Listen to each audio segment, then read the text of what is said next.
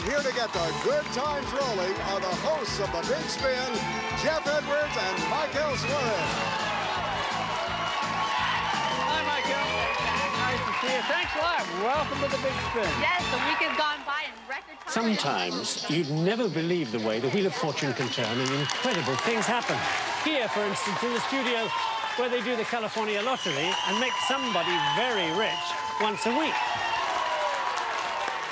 Or, as you'll see from the story I'm about to tell, how once upon a time, against all the odds, something happened that could be the reason you're alive today, thanks to the way chance works.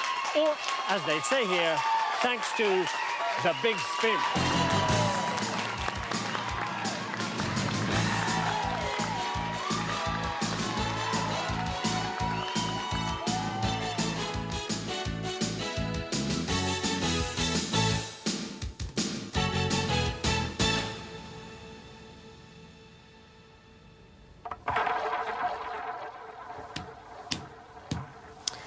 I suppose if you were ever going to stake your life, you'd bet on a doctor, wouldn't you?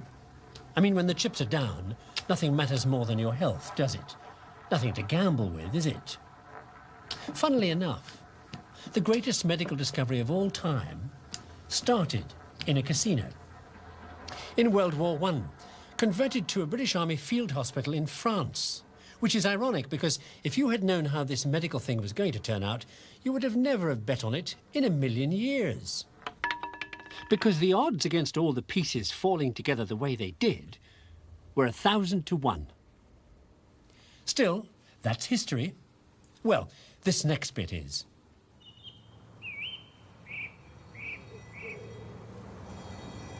OK, it's summer in England. The war is over, and this is the problem. Wounded troops are being delivered back home in critical condition because of the useless antibiotics they were given in France. So when one of the doctors in that casino I mentioned comes home with the ambulance teams, he goes into antibiotics.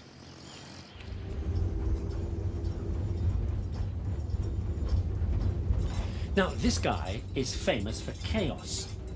And one day in 1928, in the summer, he comes back from his holidays and there's his usual pile of unspeakable bacteria dishes where he left them, in the sink, half covered by antiseptic liquid. So he idly picks one up and sees nothing. Well, some mold, something blown in from the street. So far, so what? And then he sees this, a zone of dead bacteria around the mold, killed by the mold. Okay, this is what I meant by 1,000 to 1. First off, this was one of the few dishes that hadn't slipped into the antiseptic liquid. And then, of all of them, this was the one he picked up. And then, he'd left the window open for the bug to get in from the street. And then, the bacteria and the mold grow at different temperatures, cool for the mold and hot for the bacteria.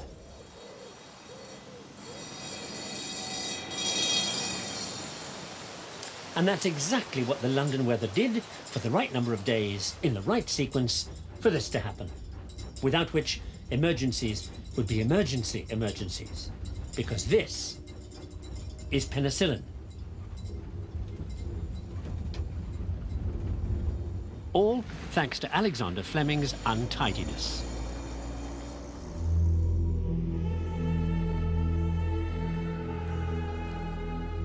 The ironic thing is, penicillin works by killing the disease bacteria cells, and how cells work was discovered by a German called Virchow, who had a total obsession for tidiness. Back in 1848, Virchow was turning Berlin upside down. By the way, this isn't Berlin, with wild talk about epidemics being caused not by disease, but by bad education and no proper sanitation. So the obsessive Virchow was deeply into public health. And because he'd made that link between disease and social conditions, he helped to kick off the idea that prevention is better than cure. Which is why in 1870 he was advising on the new Berlin sewage works, which, as I admitted before, isn't this place because this is Istanbul. And this is a bit of the ancient Istanbul Roman water supply, which is why we're here, because at the height of his otherwise tidy and super efficient medical career, Virchow did something that seems right out of character. Because he took up with a complete weirdo. And that's why I'm saying this in a subterranean Turkish reservoir, because this is where Virchow came with his weirdo pal, who was nuts about anything underground and classical. Meet the weirdo in question, Heinrich Schliemann and wife. Schliemann is an ex-grocery assistant and dye salesman who's made his fortune during the California gold rush, where he developed a fatal attraction for precious metal. Well, in 1870, he studies Greek, goes nuts about the Trojan War, and decides to prove Homer was telling the literal truth, because he, Heinrich Schliemann, is going to find the fabled city of Troy, a project about which he becomes quite deranged. Well, since he knows as much about archaeology as I do, he kind of destroys the site, fails to find Troy, and accidentally turns up a fortune in gold and jewels. This makes him internationally infamous, because he kind of steals it. Well, what would you call secret shipments back home? Fortunately, this tendency to give the treasure to his wife and members of his family gets noticed, and Heinrich has to give it all back, pay the fines, get thrown off the site, and the whole time denying he'd done anything wrong. All he gets to keep are the publicity pictures of Mrs. Schliemann wearing all the gear that he so nearly got away with.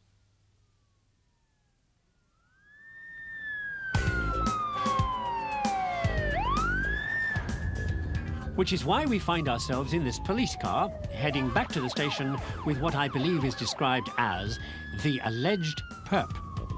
Because what helped to save Schliemann from his criminal tendencies and gave some of his wilder archaeological ideas a bit of respectability was Virchow, who went along for the ride, tried to keep Schliemann on the right side of the law, and helped to collect the kind of evidence that might make Schliemann's case.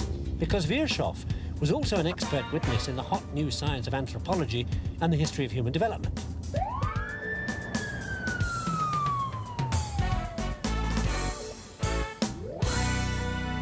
No, that person came in here before under a different name. So that's the link between Virchow and the police, because that hot new science he was involved in made police procedures what they are today. That's where all those descriptions came from that the cops used to use to describe suspect and victim.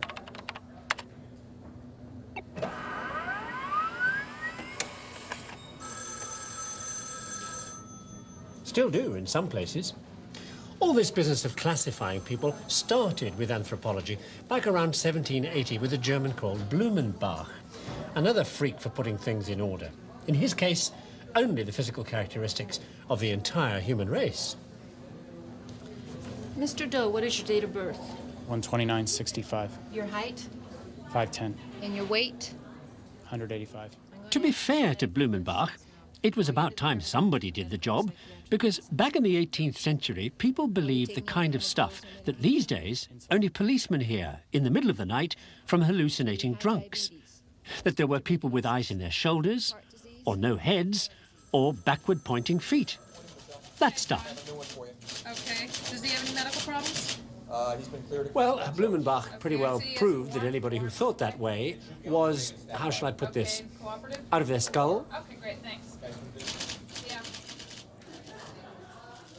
Well, skulls, I should say, which Blumenbach collected in order to make lists of all their characteristics, so he could classify each type of skull on the basis of its shape. Which is when he came up with those descriptions I mentioned that the police used up until recently. Because it was Blumenbach who invented classifications like Caucasian. This classifying mania was quite widespread at the time, because all was not rosy in what you might call the garden of knowledge.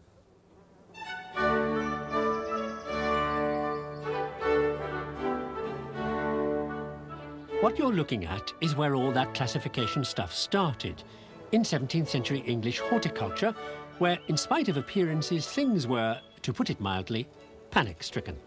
And where the cure for the panic was to stick names all over everything in the hope that would make the nightmare go away. The nightmare being America.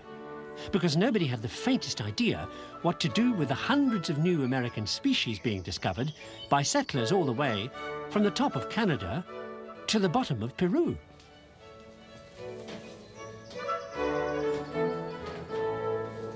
And by this time, giving everybody a bad case of data overload.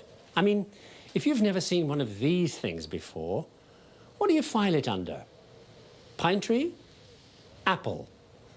Any other business? Not to mention chilies and chocolate and tobacco and maple syrup and all the other weird things pouring in here to be given a name. And that's why I mentioned panic attack at the beginning.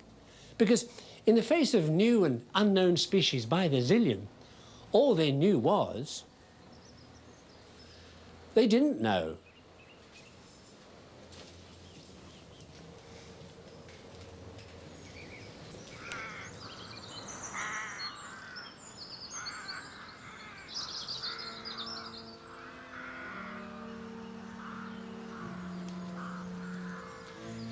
And then in 1624, a legal eagle called Francis Bacon comes up with the answer. A book on how to keep your head when all about you are losing theirs. Make big lists, says Bacon, and correlate everything. Above all, numbers is key. Stick to numbers, and you'll be dead to rights. Which brings me to a church and a baby. Polly, I baptize you in the name of the Father. See, it turns out Bacon's thing about numbers will answer the prayers of somebody in the insurance business, name of Richard Price, because of the way numbers and newborn babies go together. It all begins in the parish of All Souls, Northampton, England. Sarah and Phil. But first, since we're at a christening, a few words on the subject of mortality. This is a matter of life and death. It's a Church of England parish register. Womb-to-tomb data in here. Take a look. Here it is, mouldering, ignored, all over England since the year dot. And then this fellow called Grant notes perceptively that you can use the stuff in these things, births and deaths, to work out the size of the population. Receive this light.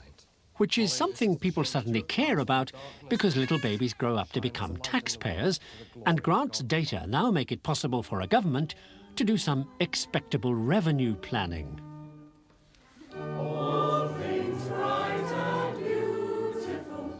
So this event is future money in the bank.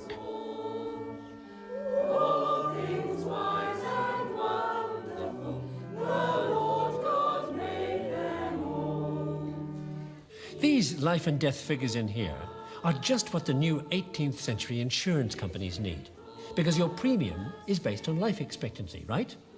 So Price has analysed the data in here and worked out that in 1769, the average little person's life expectancy is 26.41 years.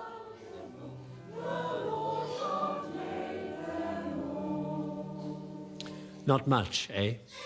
But Price's stuff really knocks the socks off everybody in science, because his analytical techniques kick off statistical math.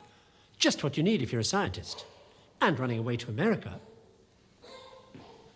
Which a friend of Price's called Priestley did shortly after he'd stunned the world with this. A new miracle health cure, carbonated water.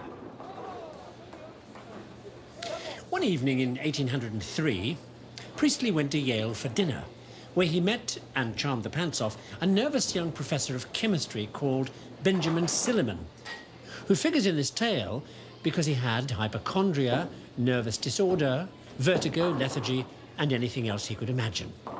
As a result of which,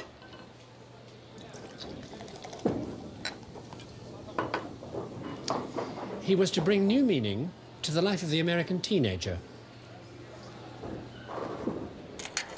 Because Silliman kicked off that great American institution, the soda fountain. And Silliman Jr., another chemist, who was the fellow who put America on the road because he analysed some black muck oozing out of the ground in Pennsylvania and called it petroleum, which went over big with car-crazy American teenagers. Now, I'll get to the French in a minute, but meanwhile, 50 years before Silliman, a surveyor named Smith was staying at a place in the west of England, getting ready to, well, rip the place up.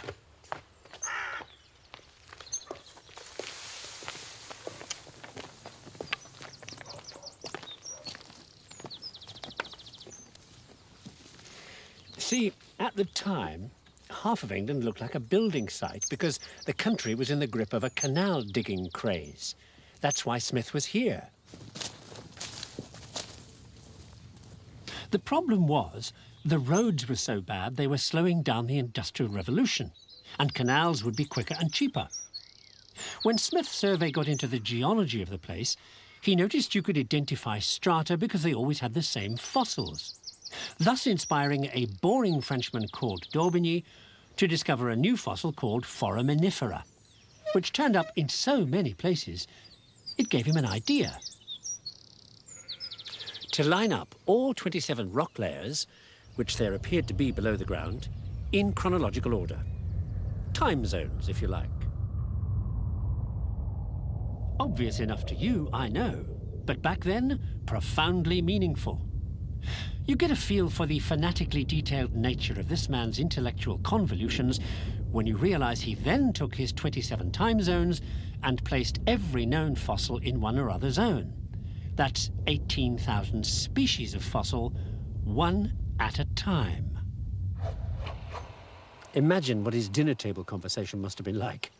Still, as it turned out, his little foraminifera were just what Silliman and those would-be oil barons were looking for. Because when you drill an oil well and your core sample comes up and the first thing you see is foraminifera, you know the second thing you're going to see is oil. Because where there's one, there's almost always the other. Only problem is how to know where to drill the well in the first place. Which brings us, as you might expect, to World War I artillery and a Russian nobleman.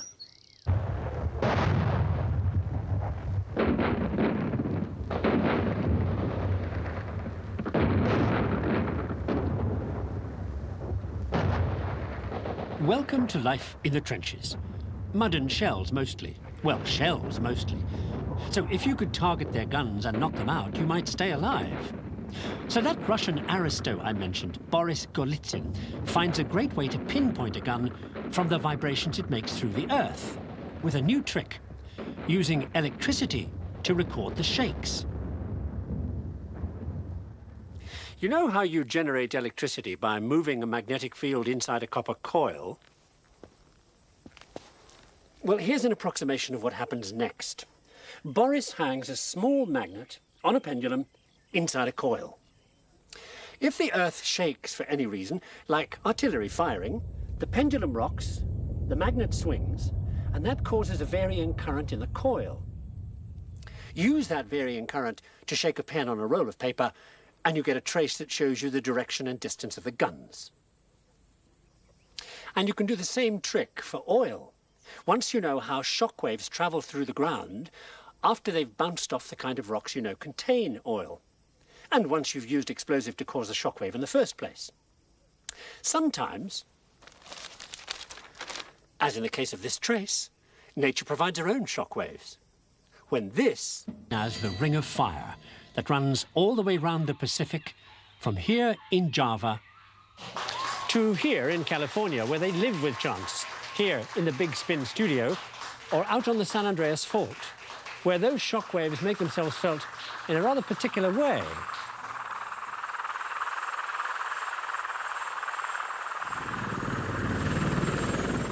This is the kind of chance you have to reckon with if you live in one of the world's earthquake zones. But then, as you've seen, life is full of chances. For doctors, treasure hunters, anthropologists, gardeners, insurance brokers, chemists, oilmen, and fossil hunters. And people in California TV studios. Okay, students, wrap that one up. So, before the next quake hits, as you now know, for any advance warning you may get, you can thank penicillin in the first place. After it hits, of course, you may need to thank penicillin in the second place. Good luck.